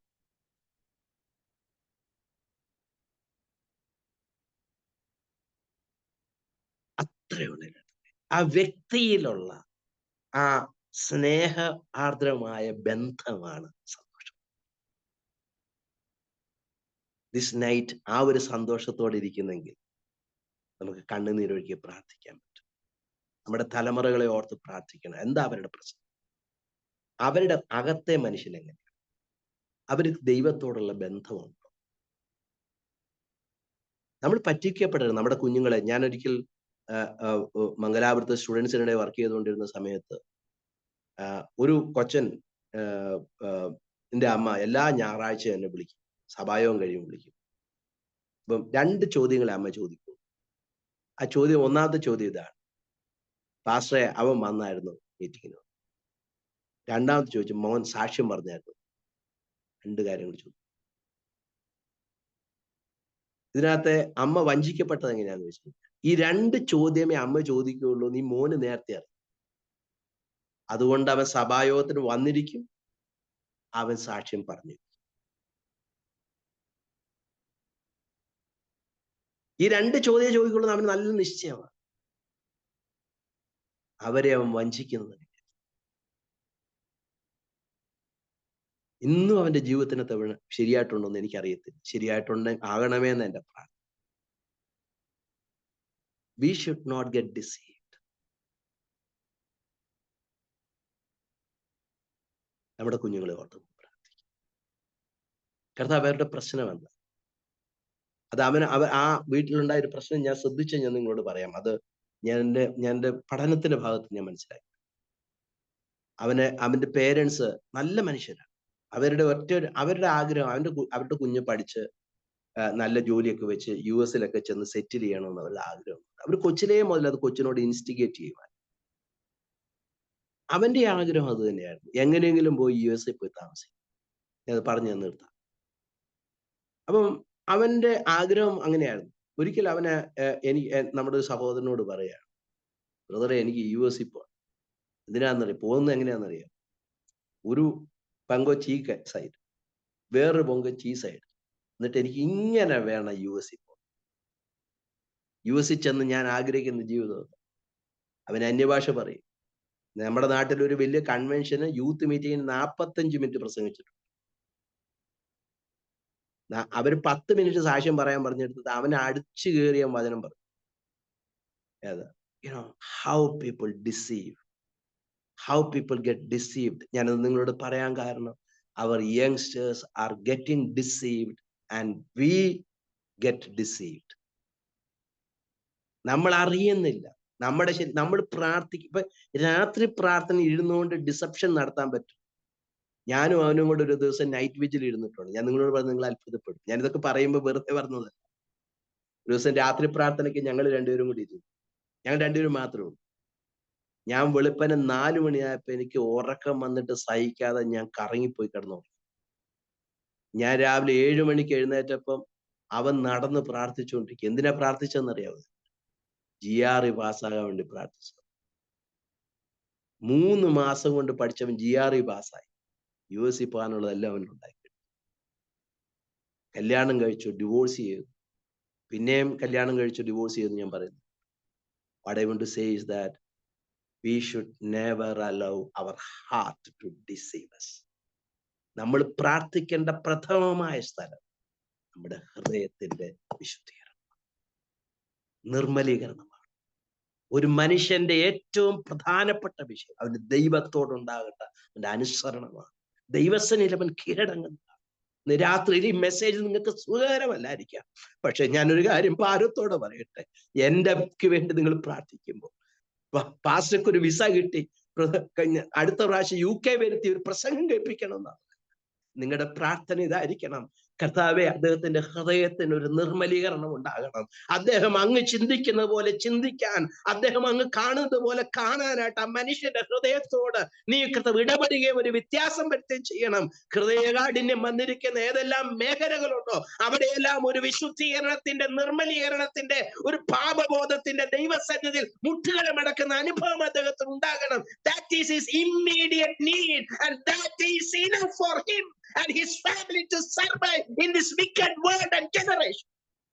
And that is enough. That is enough for us. അതാണ് ഏറ്റവും ആവശ്യം എന്നുള്ളത് നമുക്കറിയാം. പൗലോസിന്റെ ഒക്കെ പ്രാർത്ഥനകൾ ചിന്തിക്കണം.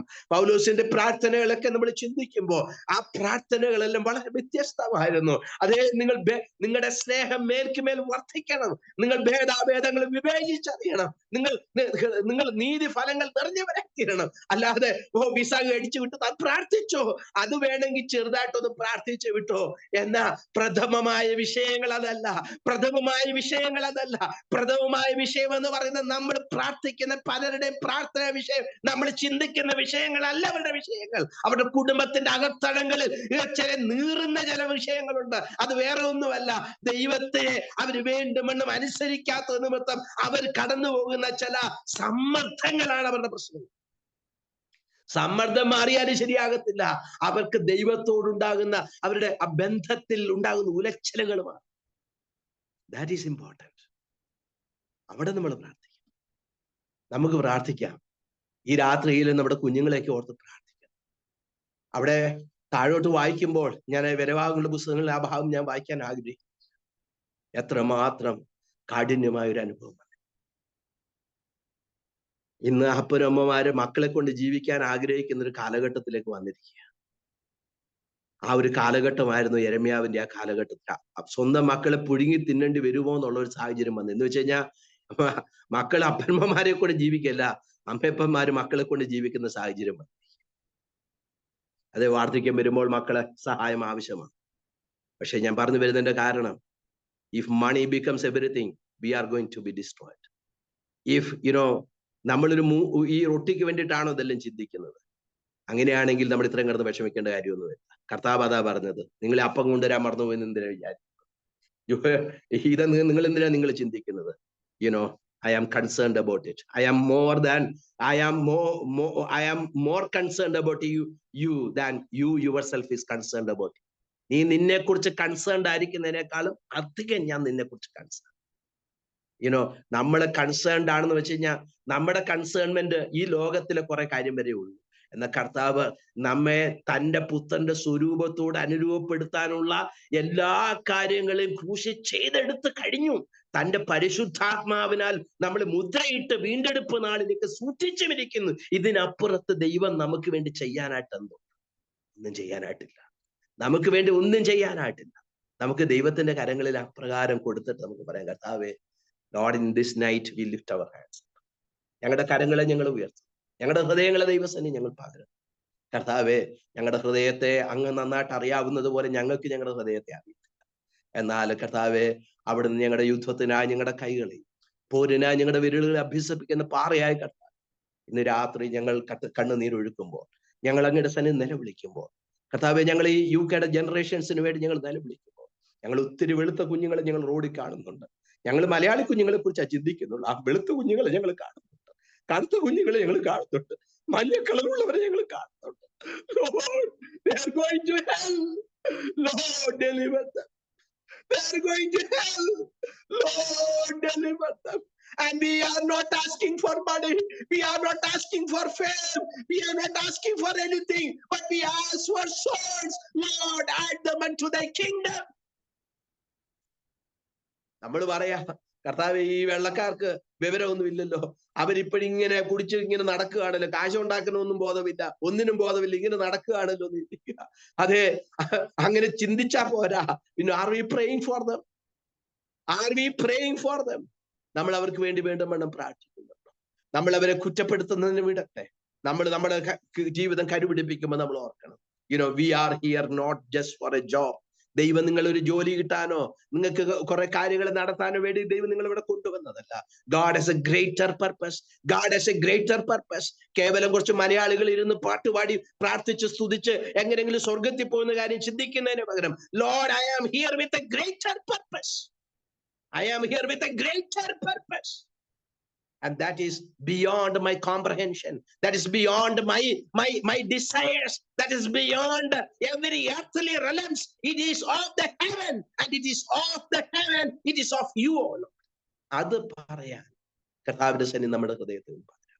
നമ്മളൊരു ദൈവത്തോട് പറയാം, കർത്താവേ, ഞാൻ എന്തിനാ ഇവിടെ വന്നിരിക്കുന്നു?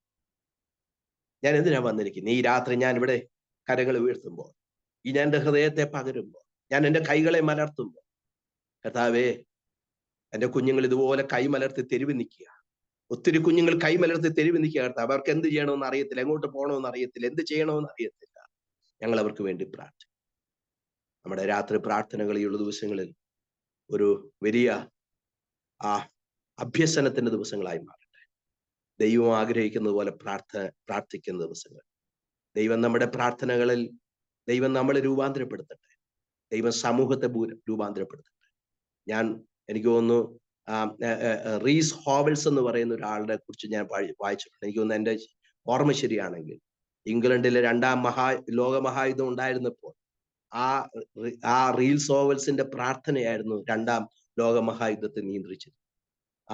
ഇംഗ്ലണ്ട് തകർന്നു പോകേണ്ട സമയത്ത് റീൽസ് ഹോവൽസും എനിക്ക് തോന്നുന്നു ഒരു 120 പേര് ചേർന്ന് അങ്ങോട്ട് ഉള്ള ഒരു സെമിനാരിയിലെ സ്റ്റുഡൻസ് അവര് മുട്ടുമേൽ നിന്ന് പ്രാർത്ഥിച്ചപ്പോൾ ഇംഗ്ലണ്ടിനെതിരെ ജർമ്മനിയുടെ മുന്നേറ്റം അവിടെ കൊണ്ട് പ്രാർത്ഥിച്ചപ്പോൾ മുതൽ അത് ഡിക്ലൈൻ ചെയ്യാനായിട്ട് തുടങ്ങി.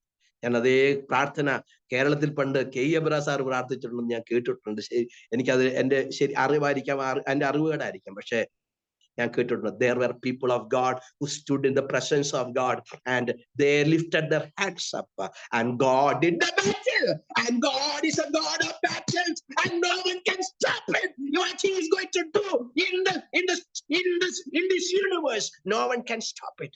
Nations are under his, നമുക്കറിയാം നമ്മുടെ കർത്താവ് രാജാതി രാജാവാണ്, കർത്താതി കർത്താവാണ്. അതേ ആ കർത്താവാണ് ഈ ബാറ്റിൽ ചെയ്യുന്നത്. നമ്മൾ കർത്താവിനോടൊന്ന് ചേർന്ന് നടന്നാൽ മതി. എന്തിനാ നമ്മൾ സ്ട്രഗിൾ ചെയ്യേണ്ടത്? നമ്മൾ സ്ട്രഗിൾ ചെയ്യേണ്ടത് ചേർന്ന് നടക്കുന്നില്ല. ഹല്ലേലൂയ. ഒരു കുടുംബം നന്നായി പോണെ എന്ത് ചെയ്യണം? ഭാര്യയും ഭർത്താവും ചേർന്ന് നിന്നാ മതി. പട്ടിണിയാണേലും ആ കുടുംബം ബലമുള്ളതാണ്. കാരണം എന്താന്ന് വെച്ച് കഴിഞ്ഞാൽ അതിനകത്ത് ദൈവത്തിന്റെ ഊഷ്മളമായ ജീവന്റെ ചൈതന്യം ആ കുടുംബം അനുഭവിക്കുന്നുണ്ട്. നമുക്കൊന്ന് ചേർന്ന് നിൽക്കാം, കർത്താവിനോട് ചേർന്ന് നിൽക്കാം. അതേ, അപ്പം മറന്നുപോയി എന്ന് പറഞ്ഞ് പരാതി പറയാതെ, കപടഭക്തിയെ വിവേചിച്ചറിഞ്ഞ്, ദുഷ്ട ലക്ഷ്യങ്ങളെ വിവേചിച്ചറിഞ്ഞ് അതിനെ വിട്ടുകളഞ്ഞ് കർത്താവിനെ നമ്മളെ തന്നെ ത്യജിച്ച് ക്രൂശെടുത്ത് നമുക്ക് ഓരോ ദിവസം അനുഗമിക്കാം, ചേർന്ന് നിന്ന് കർത്താവിന്റെ സന്നിധി പ്രാർത്ഥിക്കാം. കർത്താവ് വചനങ്ങളാൽ നമ്മളെ സഹായിക്കുമാറാകട്ടെ. Thank you.